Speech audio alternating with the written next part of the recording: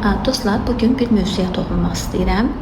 Hər birinizə aiddir, ona görə də diqqətlə qulaq asaq. Mövzunun adı olsun sən və sənin problemlərin.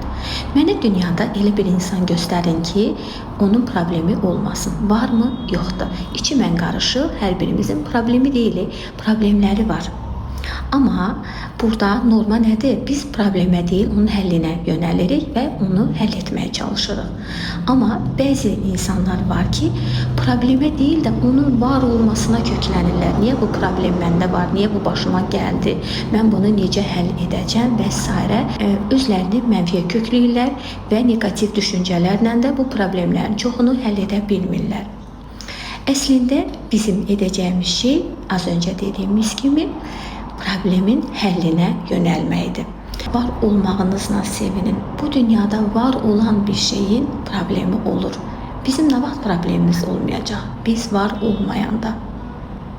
Və bu yaxınlarda oxuduğumu sizlərlə bölüşmək istəyirəm. Düşünün ki, 99 dənə probleminiz var. Onlardan cəmi biri sağlıq problemidir. Və sizin üçün 98 problem artıq problem sayılmayacaq. Siz o bir sağlıq problemi ilə mücadilə verməyə başlayacaqsınız. Bunu unutmayın. Məndən bu qədər, özünüzdən müğayət olun.